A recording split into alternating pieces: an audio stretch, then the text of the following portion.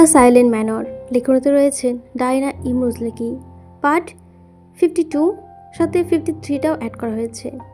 14ই ফেব্রুয়ারি 1871-এর 1 ফাল্গুন 1277 বঙ্গাব্দ। রসিক তালুকদার ভোর ঠিক 6টায় আলিমনগরে ফিরেছেন। গত কয়েকদিন আগে ঘটে যাওয়া ঘটনাগুলো শুনেছেন জেবুচ্ছেনের কাছ থেকে। তার বংশ নির্বংশ হয়েছে, গ্রাম ব্রিটিশদের হাতে চলে গেছে। জেবুচ্ছেনা পাশে বসে এখনও অনবরত সব বলে যাচ্ছে। এসবে সে শুধু শুনছে। এই শোনাটাই তার ভেতরে সবচেয়ে অদ্ভুত ভাঙন তৈরি করছে। প্রথম মুহূর্তে তার মন সম্পূর্ণ ফাঁকা হয়ে গেছে। কথাগুলোর অর্থ সে বুঝেছে, কিন্তু গ্রহণ করতে পারছে না। যেন শব্দগুলো কানে ঢুকেছে, মাথায় পৌঁছায়নি। চারপাশে সব শব্দ দূরে সরে গেছে। নিজের নিঃশ্বাসের আওয়াজটুকুও অচেনা লাগছে। তারপর ধীরে ধীরে বাস্তবতা গায়ে এসে পড়েছে। বুকের ভেতরে একটি অদৃশ্য ছাপ জমেছে।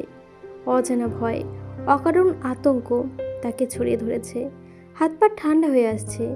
শরীর আছে, কিন্তু মন যেন ঠিক সেখানে নেই। চিন্তাগুলো ছোটাছুটি করছে। এসব কি সত্যি? আমি কি ঠিক শুনছি? এরপর কি হবে? উত্তর খোঁজার শক্তি নেই রশিদের। মনে হচ্ছে কেউ যেন তার পায়ের নিচের জমিটুকু হঠাৎ কেড়ে নিয়েছে।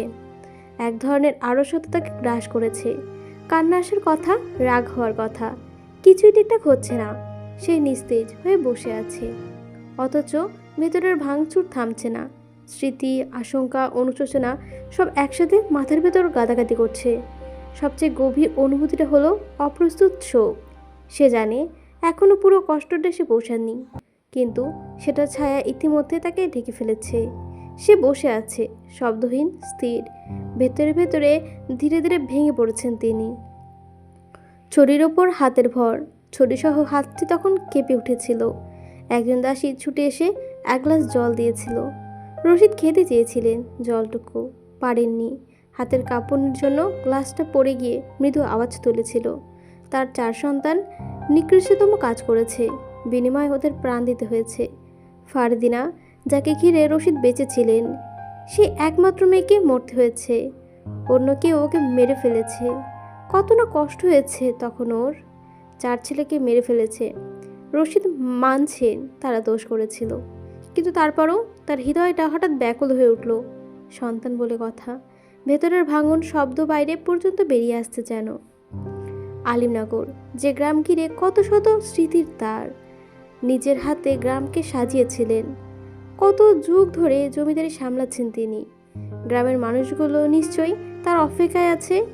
তিনি নিশ্চয়ই গ্রামকে ব্রিটিশদের হাত থেকে রক্ষা করবেন। রশিদ হঠাৎ করে চিরশূন্য হয়ে গেলেন। সামান্য ছড়ি ধরে রাখার মতো শক্তিটুকু পাচ্ছে না। মাথায় তুলে তাকাতে অবধি পারছে না। সব যেন এলোমেলো হয়ে গেছে। রশিদের চোখ বেয়ে জল পড়ছে। তার শক্তি ছিল তার 5 সন্তান। 4 ছেলে ছিল তার 2 হাতের লাঠির মতো। ফারদিনা ছিল তার গর্ভধারিণীর মায়ের মতো। ফারদিনার দিকে তাকালে নিজের প্রাণপ্রিয় স্ত্রীকে দেখতে পেতেন। ফারদিনা দুনিয়াতে আসার আগে তাকে তার স্ত্রী বলেছিল, এবার যদি আমার মেয়ে হয়, সেই মেয়েকে তোমার মায়ের স্থানটি দেবে। তুমি তো তোমার মাকে ভীষণ ভালোবাসতে। আগলে রাখবে নিজের মেয়েকে, কখনো কাছছাড়া করবে না। সেদিন তার প্রাণপ্রিয় স্ত্রী যেন আগের ভাগেই মৃত্যুর ইঙ্গিত গিয়ে গিয়েছিলেন। কথাটি মনে পড়ল তার। বুকটা চিরে যাচ্ছে। নিজের স্ত্রীকে কথা দিয়ে কথা রাখতে পারেনি, নিজের কন্যাকে রক্ষা করতে পারেনি। অন্যদের করা পাপের ফল ভোগ করছে রশিদ। রশিদের চোখের সামনে ফারদিনার ছোট্টবেলার একটা মুহূর্ত ভেসে উঠল। ঝগড়ার পরে উঠোনের মাঝে দৌড়াদৌড়ি করছিল। বয়স তখন আনুমানিক 10। খেলার মাঝখানে সায়েমের সাথে ঝগড়া হয়েছিল। সায়েম ধাক্কা মেরে ফারদিনাকে মাটিতে ফেলে দিয়েছিল। ফারদিনা তীর্যক কণ্ঠে কান্না শুরু করেছিল। রশিদ এমন দৃশ্য দেখে ঘর থেকে ছুটে যান। ফারদিনা কান্না করতে করতে সায়েমের নামে নালিশ করেন। পড়ে গিয়ে হাঁটুতে আঘাতও পেয়েছে, সামান্য কেটেও গিয়েছিল। রশিদ ফারদিনাকে সামলাতে চাইল। ফারদিনার কান্না দেখে রশিদ সেদিন কেঁদে ফেলেছিলেন। ফারদিনা রশিদের চোখে জল মুছে ফেলে বলেছিল, আব্বা, আপনি কাঁদবেন না। আপনার কান্না দেখলে আমিও আর কাঁদব। যে আমাকে মেরেছে, আপনি ওকে মেরে দিন। রশিদ ফারদিনার জন্য সেদিন সায়েমকে বেশ পিটিয়েছিল। ফারদিনা সায়েমের কান্না দেখে হেসে উঠেছিল। ওর হাসিতে রশিদ আনন্দ পেয়েছিল। চোখের সামনে থেকে দৃশ্যটা হওয়ার মতো বিলিয়ে গেল। আজ ফারদিনা আঘাত পায়নি, বরং চিরদিনের জন্য হারিয়ে গেছে তার জীবন থেকে। রশিদের কষ্ট যেন বাঁধনহারা হয়ে গেল। চিৎকার দিয়ে কান্না করতে ইচ্ছে করছে তার।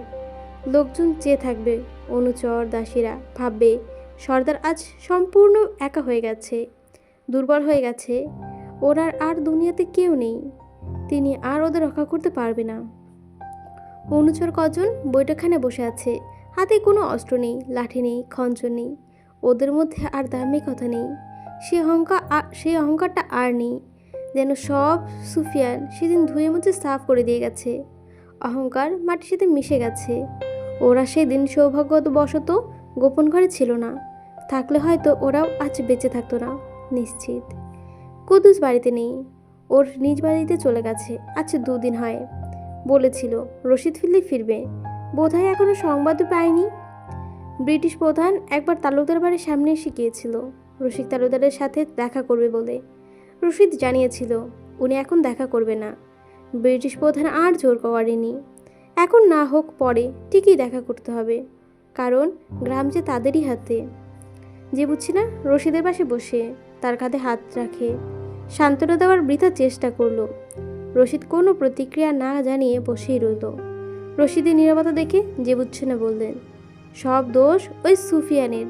ও কেন ফারদিনের সাথে অবৈধ সম্পর্কে জড়িয়েছিল? আদিবর বোনের সাথে সেটা করেছে যেটা ফারদিনের সাথে করার কি দরকার ছিল। এরপর নিজে ফারদিনাকে মেরে ফেললো, সাথে আমাদের 4 পুত্রকে। আদিবের ওরা সুফিয়ানকে বাধ্য করেছে ফারদিনাকে মেরে ফেলতে। সেই সত্য যে বুঝছে না চেপে গেলেন। রশিদের শান্ত মস্তিষ্ক ধীরে ধীরে অশান্ত হয়ে যাচ্ছে। এতক্ষণ চুপচাপ বসেছিল, কষ্ট হচ্ছিল ঠিকই, কিন্তু রাগ হচ্ছিল না। হঠাৎ যেন এখন মেজাজ খারাপ হয়ে গেল। সুফিয়ান তার মেয়ের সাথে অন্যায় করেছে, নিজ হাতে মেরে ফেলেছে। বড় অন্যায় করেছে সে, বড় অন্যায় করেছে বললে রশিদ ক্ষিপ্ত হতিতে রাখিয়ে উঠলেন। রশিদ এরপর শান্ত ভঙ্গিতে বললেন, বেশ কিছুদিন আগে একটা চিঠি এসেছিল রাতে। সেখানে আমাকে সতর্ক করা হয়েছিল, যাকে আমরা ভরসা করি সে আমাদের শেষ করে ফেলবে। নিশ্চয়ই যিনি চিঠি পাঠিয়েছেন উনি সুফিয়ানের কথা বলেছিলেন। সুফিয়ান আমার বংশ নির্বংশ করে ফেলেছে। কতটা সাংঘাতিক! প্রথম দিকে আমার সন্দেহ ছিল ওর ওপর। ও সাধারণ কেউ না, আগে বলেছিলাম। এখন সত্যি হলো তো। রশিদ কিছুক্ষণ চুপচাপ থেকে আবার বললেন, সুফিয়ানের জায়গায় অন্য কেউ থাকলে হয়তো সেই প্রতিশোধ নিতে চাইতো, কিন্তু তাই বলে নিরপরাধ নিষ্পাপ মেয়েটাকে মেরে ফেলবে? ওর ইজ্জত। রশিদ বলতে পারলেন না সম্পূর্ণ কথা, কেঁদে ফেললেন। একজন বাবা হয়ে মেয়ের এত বড় ক্ষতি সহ্য করার মতো নয়। যে বুঝছে না বলল, এখন দুঃখ পেয়ে আর কি হবে? কিচ্ছু করার নেই। আমি যাব সিন্ধুতলি গ্রামে। রশিদ বেশ গম্ভীর গলায় বললেন। যে বুঝছে না বললেন, কেন? সুফিয়ান আমার মেয়েকে কেন মেরে ফেলেছে জিজ্ঞাসা করব। ওর কি ক্ষতি করেছিল ও? জানতে চাইব। আমার প্রশ্নের উত্তর ওকে দিতেই হবে।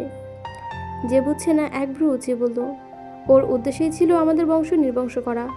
অবশেষে তা সফল হয়েছে। গিয়ে দেখ, ও বেশ আনন্দেই আছে, হয়তো উল্লাসে ব্যস্ত। রশিদ পুরোপুরি রেগে গেলেন। বসা থেকে অবশেষে উঠে দাঁড়ালেন, সাথে অনুচরগণও উঠে দাঁড়ালো। রশিদ ছড়ি ঠুকে পায়চিরি করতে করতে বলল, ও ফারদিনাকে ভালো না বেশে ভালোবাসার অভিনয় করেছে, আমার মেয়েকে ব্যবহার করেছে, এরপর নিজ হাতে মেরেও ফেলেছে। বড্ড অন্যায় করেছে ও। ওর শেষ দেখে ছাড়ব। তালুকদার বাড়ির পারিবারিক কবরস্থানের দিকে রশিদ গেলেন। সেদিন সুফিয়ান সবাইকে মেরে ফেলার পর কুদ্দুস কিছু গ্রামবাসীদের নিয়ে মৃত আদিবদেরকে শেষ বিদায়ের ব্যবস্থা করেছিল তাদের পারিবারিক কবরস্থানে দাফন করে। রশিদ গেলেন কবরের সামনে, সবার কবর দেখলেন। তারপর আদরের 4 সন্তান শুয়ে মাটির ঘরে। কষ্ট হচ্ছে। নিজের সন্তান যতই পাপী হোক, দিন শেষে মা বাবার কাছে তারা নিষ্পাপ। রশিদের কাছেও তেমনই, তার 4 সন্তান নিষ্পাপ। ঠোঁটটা কেঁপে উঠল রশিদের, তরতর করে কাঁপছে। যে বুঝছে না চোখের জল মুছে বলল, এখান থেকে চল। যত ওদের কবর দেখবি তত খারাপ লাগবে, কষ্ট বাড়বে। রশিদ বললেন, ওরা পাপ করেছে, আমাকে বললে আমি শাস্তি দিতাম। চিরকাল না হয় অন্ধকার বন্দিশালায় বন্দি করে রাখতাম। তবু কেন অন্যের হাতে আমার সন্তানেরও প্রাণ হারালো? যে বুঝছে না কবরস্থান থেকে রশিদকে ধরে বাড়ির ভেতরে নিয়ে আসেন। উঠানে চেয়ারে বসালেন। রশিদ জল চাইলেন, গলাটা তার শুকিয়ে গেছে। যে বুঝছে না, একজন দাসীকে ডেকে জল চাইল। দাসী জল নিয়ে আসলে রশিদ ঢকঢক করে খেয়ে ফেললেন। এরপর শ্বাস ফেলে বললেন, আমি এক্ষুনি যাব সিন্ধুতলিতে। সুফিয়ানকে শুধু একটা প্রশ্ন করব, ব্যাস। এরপর আমিও ওর কাছে মাফ চেয়ে আসবো। আমি আমি যাব ওর কাছে। রশিদ হঠাৎ কেমন নরম হয়ে গেলেন। কিছুক্ষণ আগের ক্রোধের ছোঁয়া নিমিষেই গায়েব হয়ে গেল। কিন্তু তার রাগ নরম হওয়ার বিষয়টি যে বুঝছে না ভালো লাগলো না। আপাতত সে আর কিচ্ছু বলল না। আজ সিন্ধুতলি ভোরের প্রথম আলো ফোটার আগেই যেন গ্রামটা জেগে উঠেছে। এমন জাগরণ সাধারণত দিনের নয়। বাতাসে আজ অন্যরকম একটি গন্ধ। কাঁচা রোদ আর রজনীগন্ধার মিলে সে যে গন্ধ জন্মায়, সেটাই ভেসছে চারদিক জুড়ে। মাঠের ঘাসের শিশির জমেছে ঝরঝর করে। পুকুরের জলে আলোর চিকচিক। দূরে তালগাছের ফাঁক দিয়ে উঠতে থাকা সূর্যটাও আজ যেন একটু বেশি উজ্জ্বল। পুরো গ্রাম জুড়ে আনন্দের ঢেউ। কাঁচা মাটির রাস্তা ধরে হাঁটলে শোনা যায় হাসির শব্দ। হায়দারবাড়ির উঠোনে ব্যস্ততার ছায়া। কেউ ভেজেছে চাল ধুয়ে, কেউ হাঁড়ি চালিয়ে চুলায়। আজ কারো মুখে ক্লান্তি নেই, সবার চোখে একরাশ প্রত্যাশা, যেন এই দিনটা সবার নিজের। গ্রামের শিশুদের উল্লাস আলাদা। কেউ নতুন জামা পরে দৌড়াচ্ছে, কেউ হাতের রঙিন কাগজের পতাকা, কেউ বাঁশের তৈরি খেলনা নিয়ে চিৎকার করছে। আজ সর্দারের জন্মদিন। এই বাক্যটি যেন আজকের দিনের মরন্ত। বারবার উচ্চারিত হয়েও তাতে বিন্দুমাত্র জড়িত হয়নি, বরং প্রতিবার নতুন করে উদযাপনের শিহরণ জাগায়। হায়দারবাড়ির আজ সে এক আলোকময় মোড়া স্বপ্নের ঘর। ইটের মোড়া দেওয়ালে রোদ পড়ে সোনালি হয়ে উঠেছে। বাগানবাড়ির ছোট্ট গাছে গাছে ঝুলছে নকশা করা কাপড়। রঙিন কাপড়ের স্ট্যানুস বাতাসে তুলে তুলে আনাগোনা করছে। উঠোনের মাঝখানে বিশাল আম গাছটাকে আজ ফুল আর আলোয় সাজানো হয়েছে, যেন সে নিজেই উৎসবের প্রহরী। গ্রামের ভেতরটা আরও ব্যস্ত। সেখানেও রান্নার আয়োজন করা হয়েছে। রান্না থেকে ভেসে আসছে মশলার উষ্ণ গন্ধ, এমন গন্ধ যা ক্ষুধার আগে স্মৃতিকে জাগায়। পুরনো পদপ্রণালীর হাঁড়িতে ফুটছে মাংস, আলাদা চুলায় দুধ জাল দিয়ে মিষ্টির জন্য করা হচ্ছে। সাথে দাঁড়িয়ে দাসী বারবার ঢাকনা খুলে দিচ্ছে, ঠিকঠাক হচ্ছে কিনা সেটা দেখতে। এই ব্যস্ততার মাঝেও হাসি থেমে নেই। কথার ফাঁকে ফাঁকে জন্ম নিয়ে গল্প। আজকের জন্মদিনে পুরনো দুঃখ সুখ আর সর্দারের জীবনের নানান অধ্যায় নিয়ে আলোচনা করছে সকলে।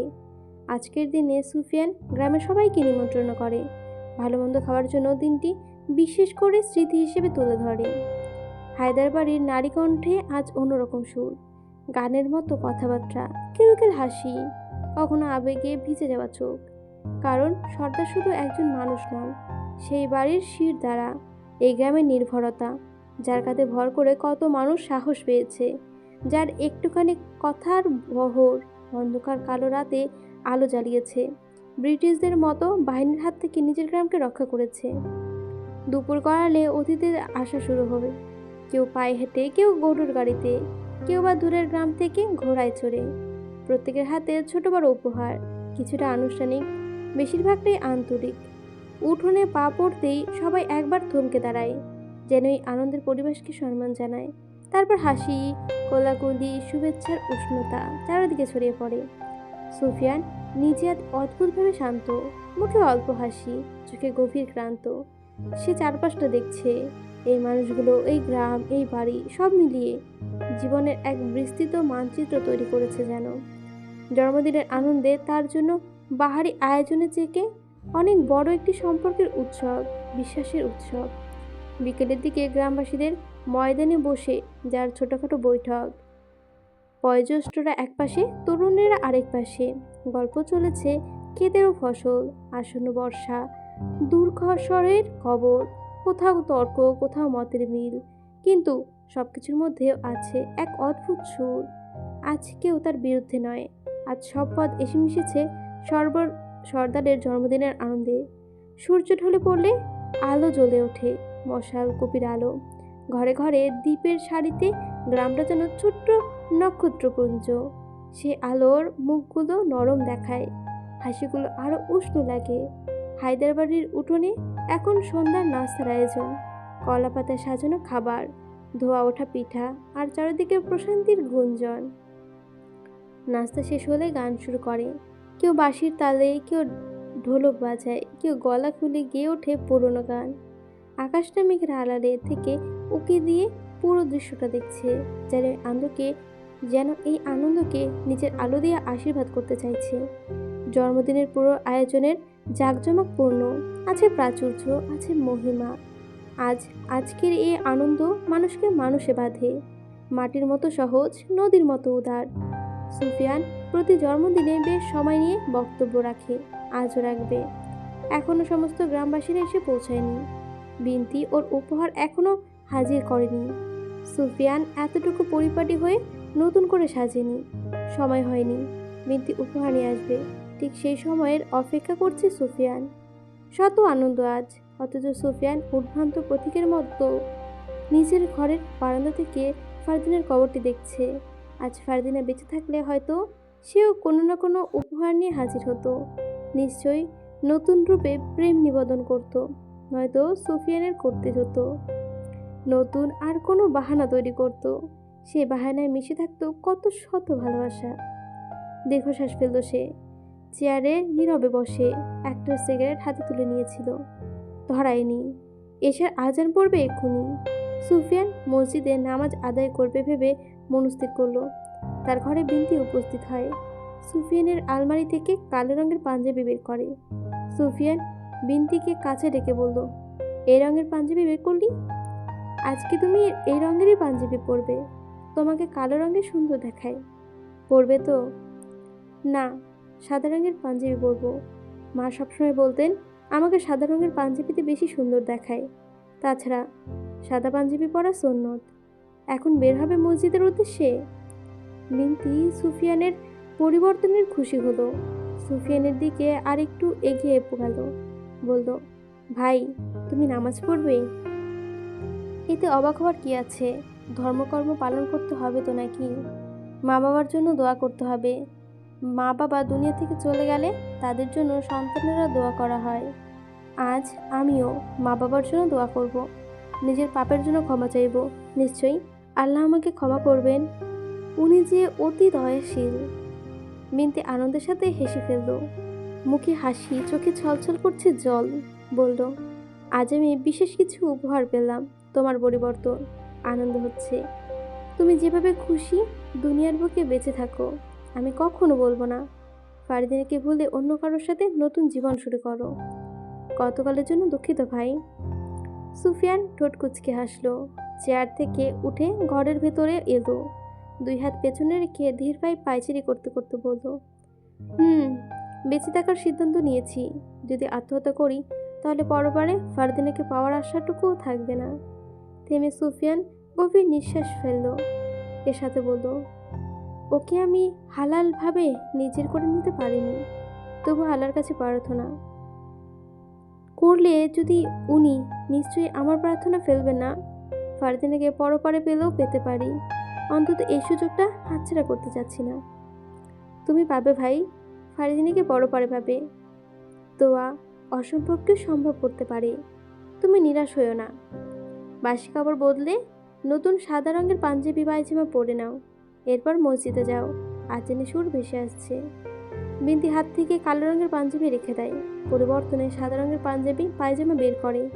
সুফিয়ান বলল, তোর বিয়ে হয়েছে, শ্বশুরবাড়ি যেতে হবে। মেয়েদের বিয়ের পর শ্বশুরবাড়ি হয় সঠিক স্থান। আমিও তোকে সেখানে দেখতে চাই। আমার বোন সুখে সংসার করবে। বিনতি হঠাৎ করে স্থির হয়ে গেল, হাত দুটো আলমারি থেকে সরিয়ে নীরবে সুফিয়ানের দিকে ঘুরে তাকালো। বলল, তুমি কি করলে ভাবলে তোমাকে এই অবস্থায় আমি ফেলে রেখে চলে যাব? তোমার খেয়াল কে রাখবে? তোমার যত্ন কে করবে? আমি তোমাকে এখানে ফেলে সুখে সংসার করব ভাবলে কিভাবে? তেমনি বিনতি সুফিয়ানের সামনে এসে দাঁড়ায়। যতদিন আমি বেঁচে আছি ততদিন তোমার কাছেই থাকবো। বিয়ে তো আমি করতে চাইনি, তুমি জোর করে দিয়েছিলে। সুফিয়ান বোনের মুখের দিকে তাকিয়ে বলল, তোর জামাই কে আমাকে খারাপ ভাবে বলবে বোনকে বিয়ে দিয়ে নিজের কাছে রেখে দিয়েছে। তাৎক্ষণিক সুফিয়ানের পেছন থেকে জাভেদের কণ্ঠ ভেসে আসলো, ছি ভাই, আপনি কিভাবে ভাবলেন? আপনাকে নিয়ে কখনো আমি অভিযোগ করব? জাভেদ চৌধুরী। বিন্তিকে একবার এই মেলায় দেখে পছন্দ করেছিলেন। হায়দার বংশের মেয়ে বলে সরাসরি প্রেম নিবেদন করতে সাহস পাননি, কিন্তু তার ভালোবাসা চরম পর্যায়ে পৌঁছে গেলে সুফিয়ানের কাছে বিয়ের প্রস্তাব নিয়ে আসে। সুফিয়ান তখন জাভেদকে প্রত্যাখ্যান করে। এর পেছনে একটা কারণ ছিল। জাভেদকে দেখে সুফিয়ানের পছন্দ হয়েছিল। তার ভাবসাব ছিল সাহেবের মতো, কখনো দেখাতো একজন যোদ্ধার মতো। সুফিয়ান খাস লোক লাগিয়ে ছিল জাভেদের পেছনে। তার আচরণ, আচার, চরিত্র, বংশের অন্যান্য এমন সব কিছু খুঁটিনাটি যা তথ্য ছিল সংগ্রহ করে নেয়। যখন তার বোনের জন্য উপযুক্ত পাত্র হিসেবে যোগ্য বলে মনে হলো সুফিয়ানের, তখন নিজেই বোনের বিয়ের প্রস্তাব নিয়ে যায়। জাভেদ এসে সুফিয়ানের সাথে হাতে হাত মিলায়। সুফিয়ান বলল, তুমি কখন এলে? মাত্র এসেছি। তোমাকে খুঁজতে খুঁজতে ওপরে চলে আসলাম। তোমার বউকে আমি আটকে রেখেছি, তুমি চাইলে শীঘ্রই নিয়ে যেতে পারো। আমি আমাকে সামনে নিয়ে রাখতে পারবো, আমার খেয়াল আমি রাখতে পারবো। জাভেদ বলল, না ভাই, আপনার এই অবস্থায় আপনাকে একা করে ওকে দূরে করে দেব? দরকার হয় আমি এখানেই এসে থেকে যাব কিছুদিন। তারপরও বিন্তি আপনাকে অনেক ভালোবাসে। বিয়ের দিন নিয়ে গিয়েছিলাম তো, সেদিন সারা রাত আমাকে ঘুমাতে দেয়নি, শুধু আপনার জন্য কান্নাকাটি করেছে বাচ্চাদের মতো। শুনে সুফিয়ান হেসে উঠল, সেই সাথে জাভেদ ও বিন্তিও হাসল। সুফিয়ান বলল, তোমরা কথা বলো, আমি আসছি। বলে সুফিয়ান পাঞ্জাবি পায়জামা নিয়ে আলাদা ঘরে চলে যায়। পরনের পোশাক বদলে নতুন পাঞ্জাবি পরে মসজিদের উদ্দেশ্যে রওনা হলো। বিন্তি সুফিয়ানের ঘর ছেড়ে যেতেই জাভেদ টেনে নিজের দিকে নিল বিন্তিকে। বিন্তি শাড়ির আঁচলটা মাথায় তুলে দিয়ে বলল, ভাইয়ের আদরের বোন, ভাইকে ছাড়া থাকতেই পারবে না, তা আমি তোমাকে ছাড়া কিভাবে থাকবো শুনি? বিন্তি লজ্জায় লাল হয়ে বলল, তুমিও এখানে এসে থাকো। তুমি ভাই, দরকার হয় তোমার আব্বু আম্মুকেও এখানে নিয়ে আসো, আমরা সবাই মিলে একসাথে থাকবো। তারপরও তুমি আমার সাথে যাবে না? বিন্দু কিছু ভেবে বলল, আসলে ভাইকে নিয়ে যাব তাহলে। জাভেদ কপালে ভাঁজ করে বলল, আমি তো তোমাকে নিয়ে দেশের বাইরে চলে যেতে চাই, কারণ আমার ব্যবসা সেখানে। তাহলে আমি সেখানে ভাইকে নিয়ে যাব? জাভেদ এবার দুই কোমরে হাত দিয়ে হাঁপ ছেড়ে বলল, তোমার কোথাও যেতে হবে না, শুধু আজকের রাতটা অন্তত আমাকে দিও। বিন্দি লম্বা সুরে বলল, আজকের রাত? এমনভাবে বললে যেন সারা জীবন চেয়েছি। একটা রাত অনেক সময়, আমি এত সময় তোমার সাথে থাকলে ভাইয়ের খোঁজ নিতে পারবো না। ভাই যদি কিছু করে বসে। জাভেদ যেন ক্লান্ত হয়ে গেল ভাইয়ের কথা শুনতে শুনতে। ঢং করে দরজার দিকে তাকিয়ে বলল, ওইদিকে দরজা, যান আপনি আপনার কাজ করুন। বিন্তি চাপা স্বরে হেসে ধন্যবাদ বলে চলে যায়। জাভেদ ওপর দিকে চেয়ে একা একা বলল, আল্লাহ, এই ভাই বোনের চক্কর থেকে আমাকে রক্ষা করিও। জাভেদের কথাগুলো বিন্তি আড়াল থেকে শুনেছিল। এরপর আওয়াজ করে হেসে চলে যায় রান্নাঘরে। সুফিয়ান ঘরের বাইরে এসে রাঙার সাথে কিছুক্ষণ সময় কাটায়। চারদিকে অতিথি, তাদের নজর এড়িয়ে সে রাঙাকে রেখে মসজিদের উদ্দেশ্যে হাঁটা ধরে। মাথায় সাদা রঙের রুমাল বাঁধা। তাকে দূর থেকে সুলেমান দেখেছিল, ও বসে বসে পিঠা খাচ্ছিল। হায়দ্রাবাদের উত্তরে মসজিদ। সুফিয়ান সেদিকে হেঁটে যেতে যেতে পথে দেখল হেলেনা সুফিয়ানকে দাঁড় করিয়ে দেয়। সুফিয়ান প্রথমে দাঁড়াতে চাইল না। হেলেনা জোর করলো। সুফিয়ান বাধ্য হয়ে দাঁড়ালো, বলল, ঘাড় করলে কেন? আমি আপনার সম্বন্ধে কিছু জানতে চাই। আপনি আলিমনগরের একটা মেয়েকে ভালোবাসতেন, যাকে নিজ হাতে মেরে ফেলেছেন। সব কিছু জানি। আপনি কি জানেন, আপনার জন্য আমিও আলিমনগরে ছিলাম, ছদ্মবেশে দূর থেকে দেখতাম। এতটুকু বলে থেমে গেল হেলেনা। আবার বলল, আপনি কি সেই একচোখা ব্যক্তিকে চেনেন যে আদিরদের হয়ে কাজ করত? নিশ্চয়ই চেনেন, কিন্তু উনি আমার খাস লোক ছিলেন, যিনি আমার অনুপস্থিতিতে আপনার উপর নজর রাখত। এক কথায় আপনার খেয়াল রাখতেন, কেননা আদিবরা আপনাকে অনেকবার কুসংস্কার মেনে বাঘের খাবার বানাতে চেয়েছিল, কিন্তু পারেনি। শুধুমাত্র ওই একচোখা ব্যক্তির জন্য।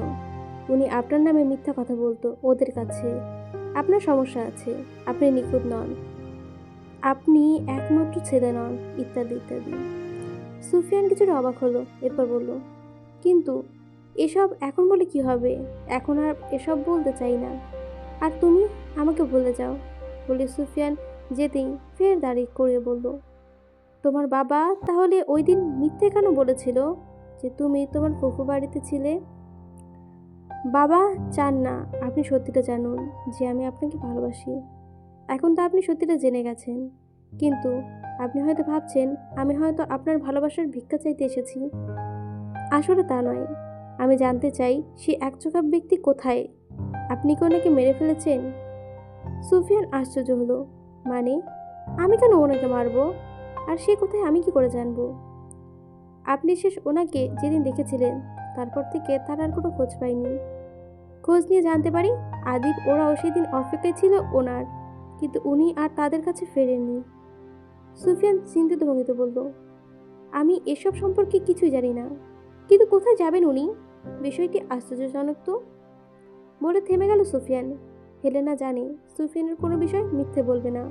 ও এদিকে ওদিকে তাকিয়ে হঠাৎ প্রসঙ্গ পাল্টে সুফিয়ানকে জন্মদিনের শুভেচ্ছা জানিয়ে চলে যায়। সুফিয়ান আর কিছু বলল না, শুধু ভাবল একচোখে ব্যক্তি কোথায়। মসজিদের সামনে পুকুর। সুফিয়ান পুকুর থেকে উজু সেরে মসজিদের ভেতরে প্রবেশ করে, নামাজে দাঁড়িয়ে পড়ল। চোখে জল মিলিয়ে বেশ কিছুক্ষণ ধরে নামাজ শেষ করে। শেষ মোনাজাতে এসে সমস্ত পাপের অনুশোচনায় কেঁদে উঠল। মন ভাসিয়ে আল্লাহর নিকট কাঁদল। মন থেকে ক্ষমা চাইল, ফারদিনার কাছে ক্ষমা চাইল, বাবা মার জন্য ক্ষমা চাইল, দোয়া বাবা মার কাছে ক্ষমা চাইল, দোয়া করলো বাবা মার জন্য। মৌলভী এসে সুফিয়ানের পাশে বললেন। সুফিয়ান মোনাজাত শেষ করলো। মৌলভী বললেন, তোমার আজকের পরিবর্তন বেশ ভালো লেগেছে।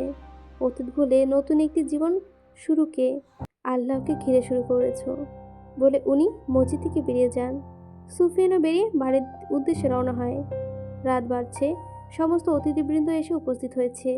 সুফিয়ান ফারদিনের কবরের দিকে গেল। একই সঙ্গে সবার কবর জিয়ারত করলো। জিয়ারত শেষে একাকী বলল, আমার না হওয়া প্রেয়সী, তোমাকে ভালোবেসেই বাকি একটা জীবন কাটিয়ে দেবো। তুমি এখানে বেঁচে থাকতে আমার কষ্ট হবে সত্যি, ভীষণ যন্ত্রণা সহ্য করতে হবে আমায়। তবু থেকে যেতে চাই পরপারে তোমাকে পাওয়ার লোভে। জানো, আজকের দিনটা আমার জন্য বিশেষ একটা দিন। কখনো ভাবিনি তোমাকে পাওয়ার জন্য নতুন একটি রাস্তা পাবো। আত্মহত্যা করব ভেবে নিশ্চিত ছিলাম। সেই ভাবনা থেকে আল্লাহর সুচিন্তা জড়িয়ে পড়লেন। মনে হচ্ছে আমি হয়তো তোমাকে পাবো, একালে আর না, পরকালে। পরকালে কোনো একটা শিমুল গাছের তলায় বসে মুগ্ধকর বাঁশি বাজাবো তোমার উদ্দেশ্যে, আর সে বাঁশির সুরে তুমি ছুটে আসবে। বাঁশিওয়ালা বাঁশিওয়ালা বলে সারাদিন আমাকে বিরক্ত করবে। ভাবতেই কেমন এক অদ্ভুত অনুভূতি হচ্ছে। আরও ভেবে আনন্দিত হচ্ছে। পরকালে আর কেউ আমার থেকে তোমাকে দূরে করতে পারবে না, বিচ্ছেদ হবে না আমাদের। জানো, আজ আল্লাহর কাছে প্রার্থনা কি চেয়েছি? পরপারে যদি আমার জীবনসঙ্গী হিসেবে তোমাকে আমার করে দেন, তবেই সেই সঙ্গী হিসেবে একমাত্র তোমাকেই যেন দেন। তোমার মতো অন্য কাউকে যেন আমাকে না দেন। দরকার হয় তখন একাকী কাটাবো, তবু তোমার জায়গা অন্য কাউকে দেব না। আমার শুধু তোমাকেই চাই, তোমাকেই চাইবো। সুফিয়ান থেমে চোখের জল মুছল, আবার বলল, পরপারের সেই দিনটি না আসা পর্যন্ত তোমার জন্য অপেক্ষা করতে হবে। যতদিন বেঁচে আছি ততদিন, মৃত্যুর পর যতদিন হাসর না আসে ততদিন পর্যন্ত শুধু অপেক্ষা। সুফিয়ান ভাই, বরুদের কণ্ঠ। সুফিয়ান ঘুরে তাকালো। বরুদ বলল, চলুন, সবাই আপনার জন্য অপেক্ষা করছে। সুফিয়ান চোখ মুছে ফারদিনের কবরটির দিকে তাকিয়ে চলে গেল বরুদের সাথে। উঠোনে সবাই গোলাকার হয়ে বসে আছে। চারিদিকে মশাল লণ্ঠনের আলোয় বেশ আলোকিত। মিন্তি সুফিয়ানের হাত ধরে সবার মাঝে নিল। জাভেদ কিছুটা দূরে দাঁড়িয়ে দুই ভাই বোনের দিকে তাকিয়ে আছে। সুফিয়ান মৃদু আলোয় চারপাশে দেখে বলল, খুব সুন্দর সাজিয়েছিস। তুই আমাকে বিশেষ কিছু উপহার দিবি বলেছিলিস, কই সে উপহাস বিশেষ দিনের? বিনতি বলল, আন্দাজ কর তো। সুফিয়ান ভেবে বলল, বাসি। মিন্তি নাসূচক মাথা নেড়ে বলল, হয়নি। আজকের এই বিশেষ উপহারটি তুমি পেলে হয়তো অর্ধেক কষ্টই তোমার দূর হয়ে যাবে। তাহলে অপেক্ষা কিসের, দিয়ে দে। না, তুমি প্রতি জন্মদিনে কিছু বক্তব্য রাখো, আজ রাখবে না? সুফিয়ান লম্বা লম্বা শ্বাস ফেলে বলল, আজ আর নতুন করে গ্রামের ভালো মন্দ সম্পর্কে বলবো না। আজ আমি কিছু সত্য কথা বলবো, যে সত্য আজ পর্যন্ত কেউ জানে না। আজকের দিনে সে সত্য সবাইকে জানাতে চাই। মিন্তি বিস্ময়ে হতবাক হয়ে তাকালো সুফিয়ানের দিকে। কোনো সত্য কথা বলছে সুফিয়ান, তাও আজকের দিনে? মিন্তি সুফিয়ানের চোখের দিকে হঠাৎ জমা আতঙ্ক নিয়ে বলল, কি সেই সত্য? সুফিয়ান কাশি দিয়ে বলল, বলছি, তার আগে আমাকে একটু জল খাবা, খুব জল তেষ্টা পেয়েছে। মিন্তি ঘর থেকে জল নিয়ে আসে। সুফিয়ান বিন্তির হাতে জলের গ্লাসটা নিতেই দাম করে একটা শব্দ এসে গ্লাসে গুলি লাগে। গ্লাসটি ভেঙে চৌচির হয়ে যায়। সুফিয়ান গুলি কোথা থেকে আসলো দেখতে ঘুরে তাকাতেই দ্বিতীয়বার গুলিটি এসে ঠিক তার বুকের বাঁ পাশে বিদ্ধ হলো। সুফিয়ান কিছু বুঝে ওঠার আগেই আরেকটি গুলি এসে বুকের মাঝ বরাবর বিদ্ধ হলো তার। সেই তাৎক্ষণিক মাটিতে লুটিয়ে পড়ল। বিন্তি বুক চিরে চিৎকার দিয়ে উঠল। সুফিয়ানকে ধরার চেষ্টা করলো। জাভেদ দৌড়ে আসলো। সুফিয়ানের মুখ থেকে রক্ত গল গল করে বেরোতে শুরু করলো। বিন্তি ওর কোলের ওপর সুফিয়ানের মাথাটা নিল। সুফিয়ান ঘড়ি দেখতে চাইলো, তার দিকে গুলি কে ছুড়েছে। গ্রামবাসীদের ছোটাছুটির জন্য পরিষ্কার কাউকে দেখা গেল না। চোখের সামনে কিছুটা ঝাপসা হতে শুরু করলো। তখন তার সামনে উপস্থিত হয় রশিদ তালুকদার, হাতে রাইফেল নিয়ে, সাথে যে বুঝছে না। রশিদ রাইফেল মাটিতে ঠুকে বলল, আমাদের বংশ নির্বংশ করে তুই এখানে বসে উল্লাস করছিস? আমার মেয়ের সাথে প্রেমের নাটক করে তুই আনন্দ করছিস? বাহ, তোর মতো পাপী এই দুনিয়াতে থাকার যোগ্যতা নেই। সুফিয়ান ধীরে ধীরে নেতিয়ে গেল, তবু অস্পষ্ট কণ্ঠে বিড়বিড় করে বলল, আমাকে গুলিবিদ্ধ করে মেরে ফেলার দরকার ছিল না, অনেক আগেই আমি মরে গিয়েছি। আমার ভেতরে কষ্টটা আপনি দেখলে আর মারতেন না আমাকে। বড় ছুটে এসে সুফিয়ানের চারপাশে বসে, ভাই ভাই বলে চেঁচাতে থাকে।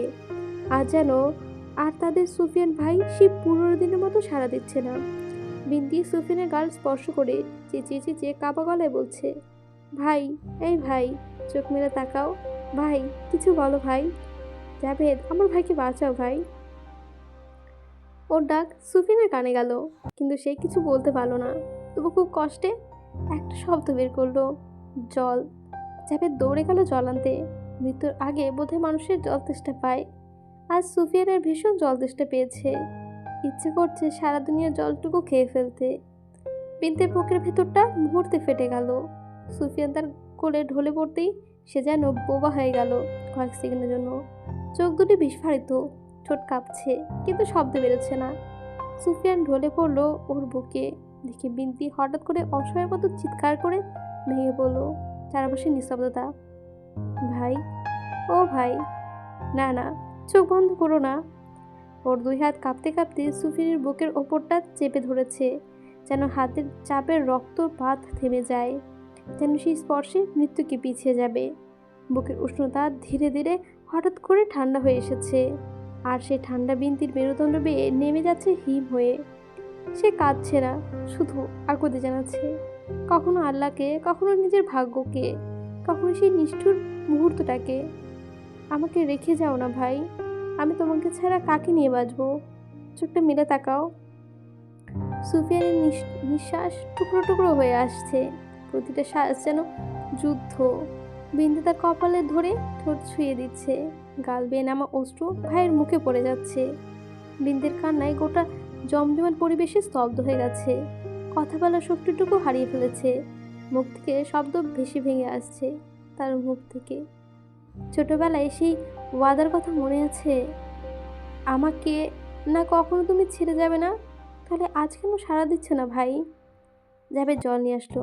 সুফিয়ানকে জলটুকু দিতেই সে একটা হ্যাচকা টান তুলে নিঃশ্বাস ত্যাগ করে বিন্তির কোলে ঢলে পড়ে। বিন্তি ভাই বলে হৃদয় ভেঙে এক ডাক তুলল। চারপাশে মানুষ, সব সময় যেন আসর হয়ে আসলো, ঝাপসা হয়ে যাচ্ছে। এই মুহূর্তে শুধু দুটি মানুষ, একটা তার জীবন, ভাইয়ের শেষ নিঃশ্বাসটুকু যেন ধীরে ধীরে ছিনিয়ে যাচ্ছে বোনের আঁচল ফুঁড়ে। বিন্তি বুঝে গেল এই কান্না আর বাঁচানোর নয়, এই কান্না বিদায়ের। ভাইয়ের মাথা বুকে চেপে ধরে বিন্তি আকাশের দিকে তাকিয়ে কাঁপা গলায় বলে উঠল, আল্লাহ, ভাইকে নিলে আমাকেও নিয়ে যাও, আমি আর বাঁচতে চাই না। কুদ্দুস দৌড়ে দৌড়ে এসে দাঁড়ালো সুফিয়ানের এই মৃতদেহের পাশে, ধপ করে মাটিতে হাঁটু করে বসে পড়ে। বিন্তি রশিদের দিকে তাকিয়ে বলল, আপনি আমার ভাইকে মারলেন কেন? আমার ভাই ফারদিনের সাথে বেইমানি করেনি। আপনার ছেলেরা বাধ্য করেছিল আপনার মেয়েকে মেরে ফেলতে। আমার ভাই তো সেদিনই মরে গিয়েছিল, যেদিন ফারদিনাকে নিজ হাতে মেরে ফেলেছে। কথাগুলো বলছে স্রোতের মতো বেয়ে যাচ্ছে চোখের জলের সাথে সাথে। কুদ্দুসও কান্না করতে করতে রশিদের দিকে চেয়ে বলল, আমি আজ আপনার বাড়িতে ফিরতেই জানতে পারি আপনি সুফিয়ান ভাইকে হত্যা করার জন্য এসেছেন। আমি তখনই সিন্ধুতলি গ্রামের উদ্দেশ্যে রওনা হই, কিন্তু কপাল আমার, আমি পারিনি সত্যটা আপনাকে জানাতে, পারিনি সুফিয়ান ভাইকে বাঁচাতে। যে বুঝছে না রশিদের পাশ থেকে ধীরে ধীরে সরে যায়, তার উদ্দেশ্য হাসি রয়েছে। সে চেয়েছিল সুফিয়ান যাতে রশিদের নিজের হাতে মেরে ফেলে, কারণ সুফিয়ান জানে উনি ওনার স্বামীকে নিজ হাতে মেরে ফেলেছে। কিভাবে সুফিয়ান জেনেছে তা এখনও জানতে পারেনি সে। রশিদ ধীরে ধীরে নিজের বলশক্তি ছেড়ে লুটিয়ে বসে পড়ে মাটিতে। নিজের সন্তানের অনাকাঙ্ক্ষিত মৃত্যুর প্রতিশোধ নিতে নিজের বন্ধুর ছেলেকে নিজ হাতে মেরে ফেলেছে। উনি কাঁদলেন, তবে এই কান্না আর যেন সুফিয়ানে ফিরে আসবে না। সোলেমান অশ্রুসিক্ত নয়নে বলছে, সুফিয়ান ভাই, কে আমাদের সঠিক পথ দেখাবে? সুফিয়ানের পুরো শরীর পুরোপুরি ঠান্ডা হয়ে গেছে। শরীরে সমস্ত রক্ত মাটিতে পড়ে মাটির রং বদলে গেছে। রাঙা হেসেশালায় বসে পা নাচিয়ে নাচিয়ে হেসেধ্বনি তুলছে। বাধা দড়ি থেকে ছুটে আসতে পারছে না, ওর চোখ বেয়ে পড়ছে জল। সুফিয়ানের সাদা পাঞ্জাবি আর সাদা রইল না, লাল হয়ে গেছে। শেষ জলটুকু অবধি খেতে পারেনি। বিন্তির কানের কাছে সুফিয়ানের বলা শেষের বাক্যটি ভেসে আসলো, আমাকে একটু জল এনে দে না, খুব জল তেষ্টা পেয়েছে। আজ তৃষ্ণা আর মেটাতে পারেনি সুফিয়ানের। তার আগেই সামনে মৃতদূত এসে হাজির হয়েছে। তার শেষ ইচ্ছেটা যেন পূর্ণ হয়েছে। খুব করে চেয়েছিল নিজের মৃত্যু, নিজের বোনকে আকুতি করে বলেছিল, এমন উপায় বের করে দে যাতে আমি দুনিয়া ছেড়ে চির বিদায় নিতে পারি। আজ তার শেষ ইচ্ছেটা পূরণ হয়েছে। চলে গেছে না ফেরার দেশে, দুঃখ কষ্ট দুনিয়ার বুকে ফেলে গেছে। আর কেউ বিন্তিকে বোন বলে ডাকবে না, সোলেমান ওদের ডাকবে না, কাজের নির্দেশ দেবে না, সঠিক পথ দেখাবে না। গ্রামবাসীরা পুনরায় এসে ভিড় জমিয়েছে। তাদের সর্দার দুনিয়ার মায়া ত্যাগ করেছে। সুফিয়ানের নিথর দেহটা দেখে তারাও কাঁদছে। তাদের গ্রামের নক্ষত্র হারিয়ে গেছে। ভরসা সাহস দেওয়ার মতো আর কেউ বেঁচে রইল না, কেউ না। একটি ভুল, একটি অন্যায় কেড়ে নিতে পারে একাধিক জীবন, শেষ করে দিতে পারে সুখের সংসার, শেষ করে দেয় মায়ার বাঁধন। মতের বিরুদ্ধে গিয়ে কোনো কর্ম আমাদের দিকে ধেয়ে আসে, আমরা রুখে দাঁড়াবো, সাহস করে বলবো, আমি এই কাজে এই প্রস্তাবে রাজি নই, আমার জন্য ব্যতিক্রম খুঁজুন। তবু নিজের সামান্যতম জটিলতা দূর করতে কখনো অন্যের আবেগ কাজে লাগিয়ে তাকে ব্যবহৃত করে তাকে জীবন্ত অবস্থায় শেষ করে বাধ্য করবে না। যেদিন আবদীপ পিয়াসার সাথে যত্নতম কাজটি না করলে আজ সুফিয়ানের পরিবার ধ্বংস হতো না, তার মা বাবাকে হারাতে হতো না, ব্রিটিশরা সুযোগ পেয়ে সিন্ধুতলি দখল করতো না, সুফিয়ান প্রতিশোধের নেশায় জমিদার কন্যাকে ব্যবহার করতো না। কুসংস্কার ছয়াক্ষরের সবচেয়ে নিকৃষ্টতম শব্দ। কুসংস্কার অন্ধবিশ্বাস। তবে তালুকদার বংশের মর্যাদা বৃদ্ধি করতে চেয়েছিল আদিব, সায়েম, আবির, রায়ান। একের পর এক মানুষকে বাঘের খাদ্য করেছে, কত নিরীহ জীবন নিয়েছে। ফারদিনের রোগ প্রতিরোধ করতে নবজাতক শিশুকে প্রাণ নিয়েছে। সুফিয়ান হায়দার ওরফে রাখাল বাসিওয়ালার একটি ভুলের জন্য জমিদার কন্যা হয়েছিল অন্তঃসত্ত্বা। অবৈধ সম্পর্কে পাপের কোনো স্পর্শে বোকা ফারদিনার গর্ভে এসেছিল একটি ফুল। সেই ফুলটি ঘরে তৈরি হয় ভুল ধারণা তার ভাইদের মধ্যে। পণ্ডিত বলেছে, যার সন্তান সে যদি নিজ হাতে ফারদিনাকে মেরে ফেলে তবে তালুকদার বংশ বিস্তার লাভ করবে। আহা, অন্ধবিশ্বাস। সেদিনে সে কুসংস্কার বাধ্য করে রাখাল বাসিওয়ালাকে, তার হাতে মারতে হয় জমিদার কন্যাকে। শেষ হয়ে যায় একসাথে দুটো জীবন, একটি ভুলে শেষ হয়ে যায় দুটি ফুল, শেষ হয় তালুকদার বংশ। আজ শেষ হয়ে গেছে সুফিয়ান হায়দার, চিরবিদায় নিয়েছে দুনিয়া থেকে, আর ফিরে আসবে না রাখাল বাসিওয়ালা। কত স্মৃতি ফেলে গেছে দুনিয়ার বুকে, ফেলে গেছে শখের বাঁশি, আর সুর তুলবে না বাঁশিওয়ালা।